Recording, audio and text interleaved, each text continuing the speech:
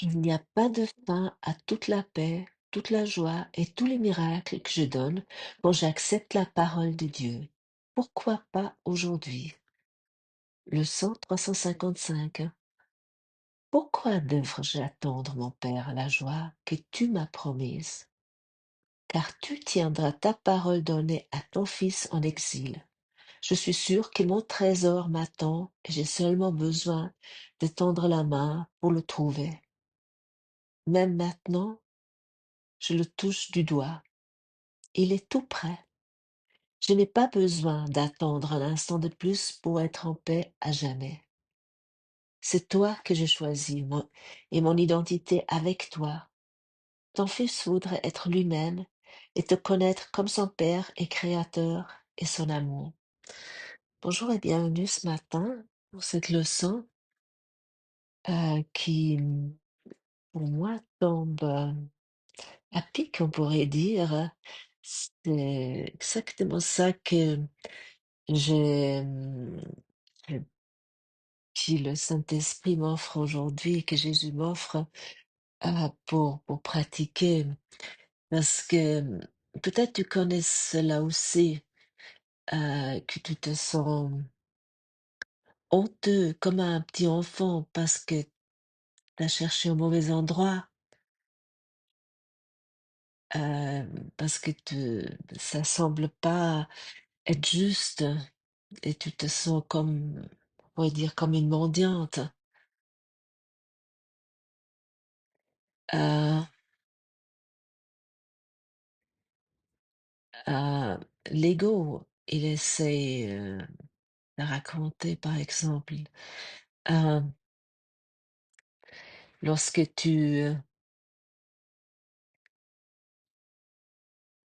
euh, l'ego essaie de te raconter qu'en fait, tu as à nouveau pris cette construction, que tu utilises de nouveau ce vieux schéma. Ah, je suis pas vu, je suis pas apprécié. Euh, il utilise de nouveau cet ancien thème. C'est que cette ancienne histoire égotique est, est tellement ancrée de pas être aimé. Et, j'ai vraiment senti ça hier de nouveau. Et je me suis dit, mais quand est-ce que ça s'arrête de nouveau? De cet habituel thème que je connais si bien, de pas être aimé, de pas être vu, de pas être apprécié. Et en fait, ça s'arrête uniquement lorsque j'ai totalement pardonné tous ces histoires qui sont si anciennes. Euh, Et parfois, comme hier, j'avais le sentiment que en fait, ça doit toujours être ainsi. Oui, c'est ça, comme un pattern.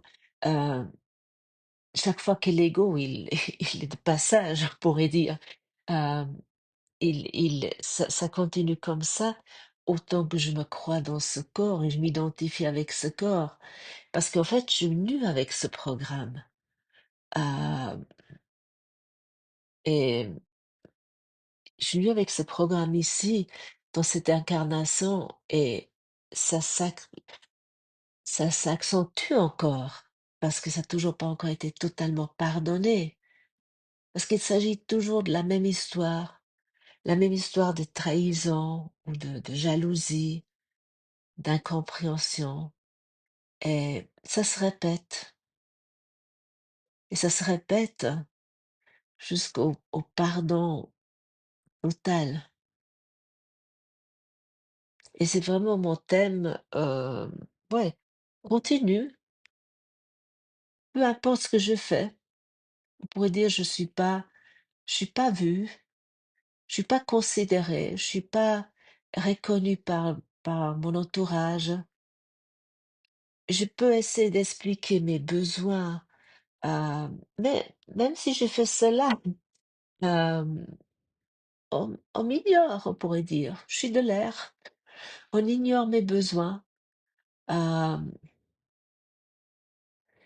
et il m'a même déjà été dit par mon entourage que oui, je sois invisible, que c'est presque comme si j'étais mort. Et ça ça se répète depuis toujours. Mais qu'est-ce que ça signifie? Ça signifie lorsque euh, j'accepte la parole de l'ego, parce que lorsque je crois mes besoins euh, doivent être satisfaits dans ce monde, il y a cela qui se passe. Autant que je crois mes besoins doivent être satisfaits dans ce monde, je joue toujours la même histoire. Le carrousel tourne toujours de la même façon. Autant que j'accepte pas la parole des dieux. Et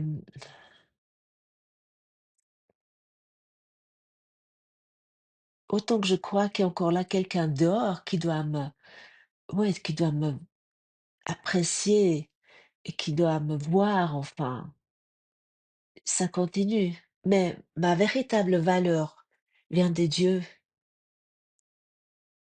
Et bien sûr, je tombe, comme hier, ça m'est arrivé, je tombe dans le panneau, oui, je tombe dans ce piège de l'ego que je rends les protagonistes, mon entourage responsable, que je suis pas vue, que je suis pas reconnue, que je suis pas appréciée, que je suis pas aimée.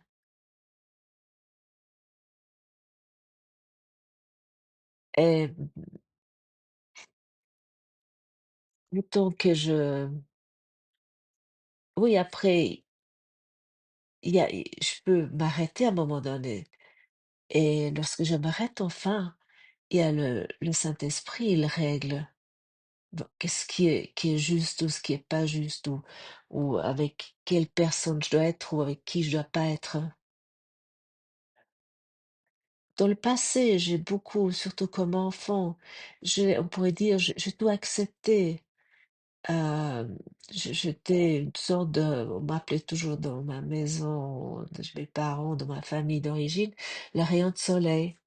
Parce que j'étais toujours d'accord avec tout. Euh, je prenais pas vraiment une place. Je donnais pas vraiment mes opinions.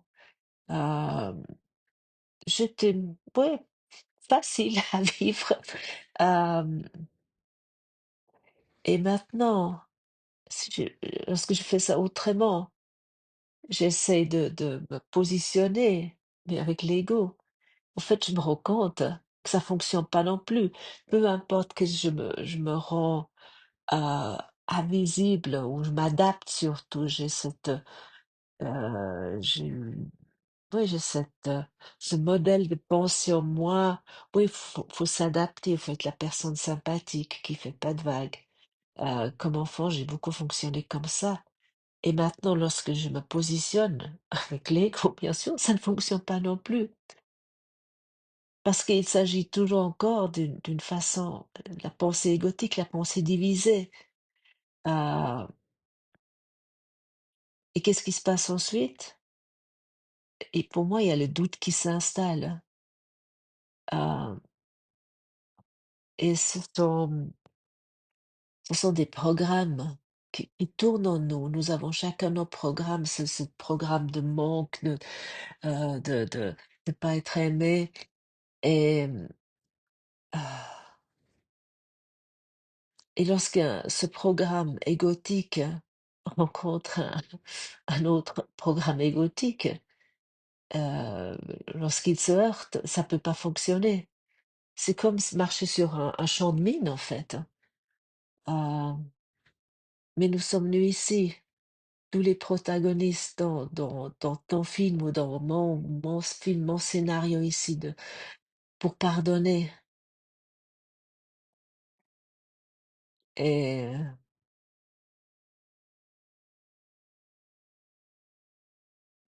mais ici, avec notre système égotique, nous croyons toujours que euh, nos besoins, nos désirs, nos idées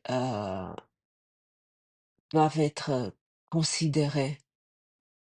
Et, et s'ils sont pas pris en considération, que s'ils sont pas acceptés, à ce moment-là, l'autre devient l'ennemi.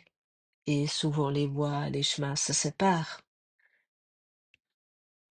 Mais si tu apprends pas à pardonner à ta souffrance, à ta douleur, à ce moment-là, il y a rien qui se passe. Mais si tu, tu décides de pardonner, et tu vas peut-être me dire, mais ça fait longtemps que tu pardonnes, donc ça fait longtemps que tu pratiques ce cours. Mais c'est comme un oignon, il y a encore des couches. Et parfois, on tombe dans ce piège. En fait, pourquoi? Parce que, comme déjà dit une autre fois, lorsque nous nous clarifions pourquoi nous faisons ce cours en miracle, pourquoi nous le pratiquons, les choses sortent, ils montent. Et parfois, ça semble être très douloureux, euh, parce que tu t'es déjà peut-être posé la question, pourquoi? Pourquoi tu fais ce cours? Pourquoi tu pratiques ce cours?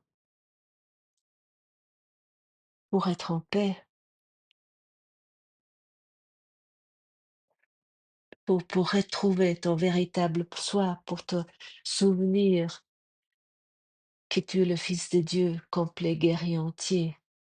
Mais comme nous sommes depuis tellement d'incarnations en route avec nos histoires, et puis on a chacun nos thèmes, et apparemment mon thème, ce sont les relations. Et cette idée de pas être compris, de pas être vu, de pas être aimé. Mais, et ça ressort souvent à des moments, euh, ouais, précis. Lorsqu'il y a ces moments comme maintenant nous approchons Noël, il y a tout qui ressort parce qu'il y a les relations qui sont au premier plan. Et là, je peux voir qu'il y a encore un processus qui est en route, mais je peux me souvenir aujourd'hui que, que j'accepte la parole de Dieu. Je peux l'accepter aujourd'hui. Et pourquoi devrais-je attendre, mon Père, la joie que tu m'as promise? Car tu tiendras ta parole donnée à ton Fils en exil. Et je me crois aussi longtemps en exil, autant que je me, je tiens encore une partie, cette idée, cette histoire que je me raconte dans cette illusion avec l'ego, que je ne suis pas vu, que je ne suis pas compris, que je ne suis pas apprécié, et que je dois.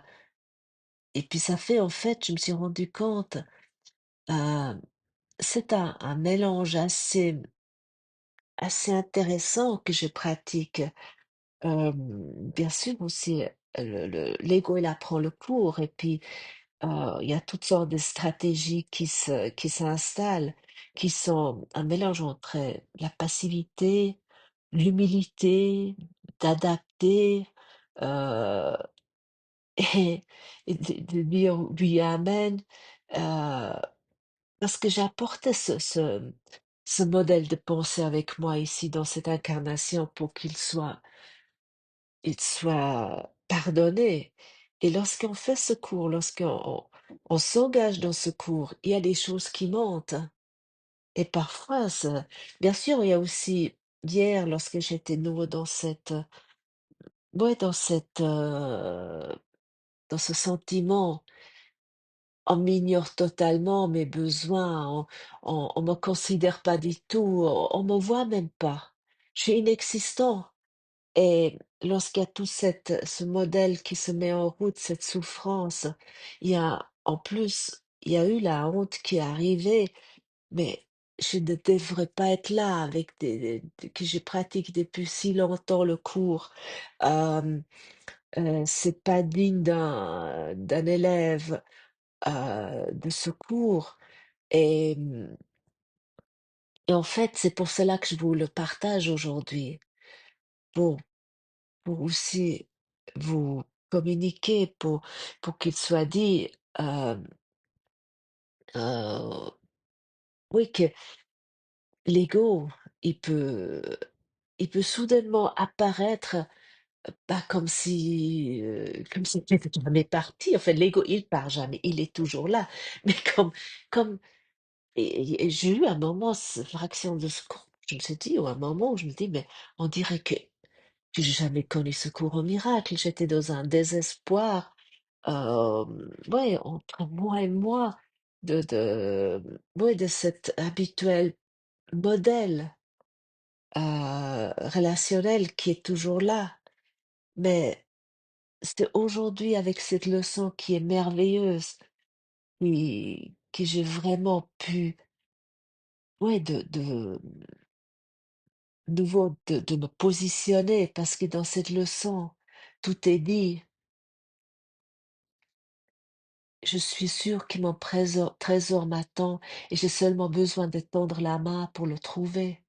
Même maintenant, je le touche du doigt. Et qu'est-ce que ça veut dire, ça? Ça nous semble peut-être il y a même cette proximité qui dérange, qu'il est tout près. Euh,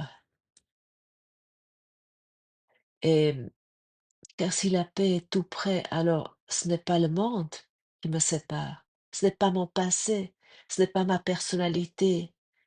Cette personnalité qui, je me projette toujours, hem, que cette personnalité considérée trop dérangeant, qui parle trop, qui pose des questions désagréables, qui analyse, hem, qui dit des choses qui devraient pas être dites, qui met les choses en question, heu et que oui, tout cela est là maintenant pour être pardonné, encore une fois, et je l'ai jamais vu avec une telle, clarté. En fait, ce modèle de pensée égotique avec lequel je tourne depuis si longtemps, et je je suis reconnaissant. Je suis aussi reconnaissant aux protagonistes dans mon film, qui sont là, qui jouent leur rôle à merveille pour me vraiment montrer ce modèle de pensée. Et donc, c'est pas la situation actuelle, elle est que là pour, pour que je puisse la pardonner, et que en fait, je peux me rendre compte que la paix, ce qui me sépare de la paix n'est pas une distance, c'est uniquement une décision, d'esprit.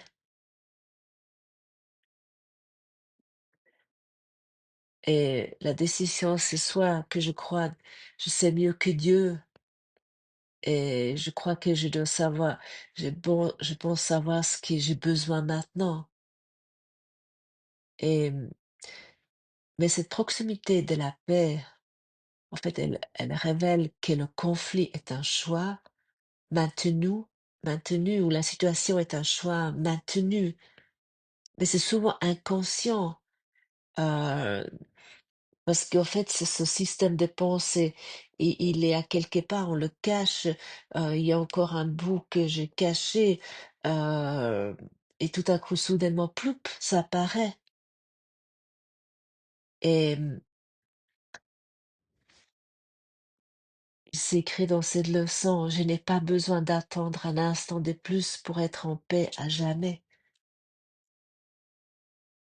Je peux maintenant prendre cette décision de déposer tout devant mon enseignant intérieur, tout déposer sur l'autel du pardon, pour accepter, pour vivre cette paix et la joie et tous les miracles qui nous sont donnés. Et nous avons tous cette possibilité. Et cette phrase, je n'ai pas besoin d'attendre un instant de plus, c'est très concret. Elle ne demande pas de changer ma vie ou ta vie. Elle demande de regarder honnêtement.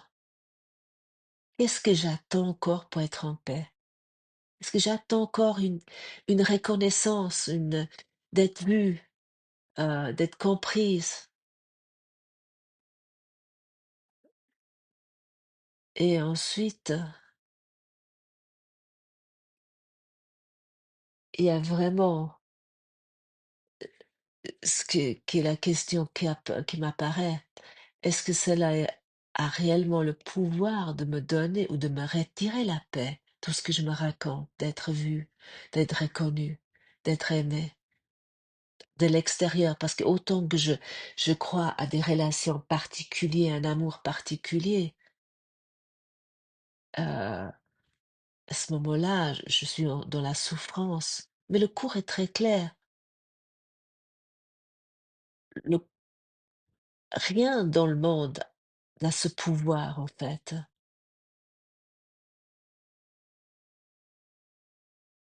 Donc, en fait, l'attente, n'est- n'est- et cette attente dans ce monde, c'est quoi? C'est comme une méfiance envers Dieu. Lorsque j'attends quelque chose dans ce monde, je crois encore que Dieu est pas là, qu'il peut pas me le donner. Et, et en fait, le cours nous ramène au cœur. Le problème n'est jamais la situation. Le problème est toujours l'identité, je crois être. Quand je me crois à moi séparé, à moi, oui, vulnérable, à moi qui on comprend pas, qui est mal compris, qui est, invisible. À ce moment-là, je cherche la paix, je cherche cet amour comme un objet à obtenir. Mais quand je reconnais que mon identité est en Dieu, la paix n'est plus une quête, elle est un retour à l'évidence. Et choisir Dieu n'est pas un acte religieux. Nous croyons ça si souvent. C'est un acte, oui, de lucidité intérieure. C'est un positionnement, d'être soi-même enfin. Et c'est écrit encore dans cette leçon, ton fils voudrait être lui-même et te connaître comme son Père et Créateur et son amour. Et cette phrase est vraiment bouleversante de simplicité. Et ce soi-même n'est pas, ouais, n'est pas ce que nous croyons être, cette histoire, en affirmant une histoire personnelle. C'est cesser de prétendre être autre chose que Dieu a créé. Ce que Dieu crée ne manque de rien, ne cherche rien et ne défend contre rien. Et pourquoi pas aujourd'hui? C'est écrit dans ce titre. Il n'y a pas de fin à toute la paix, toute la joie et tous les miracles que je donne quand j'accepte la parole de Dieu. Pourquoi pas aujourd'hui? Et cette question finale, en fait, c'est pas juste poétique. C'est, c'est radicalement pratique. Pourquoi pas aujourd'hui? Pourquoi pas maintenant? Pendant que tu écoutes ces mots, pourquoi attendre un instant pour déposer les armes? Pourquoi continuer à négocier avec la paix, avec l'amour, avec la joie? Toi et moi, nous n'avons rien à améliorer, ni à réparer, et ni à mériter. Toi et moi, nous avons seulement à accepter. Accepter est une vérité éternelle. Et il n'y a pas de fin à toute la paix, à toute la joie, à tous les miracles que tu donnes quand tu acceptes la parole de Dieu. Alors, pourquoi pas aujourd'hui? Merci d'avoir partagé ce moment avec moi ce matin et peut-être à demain.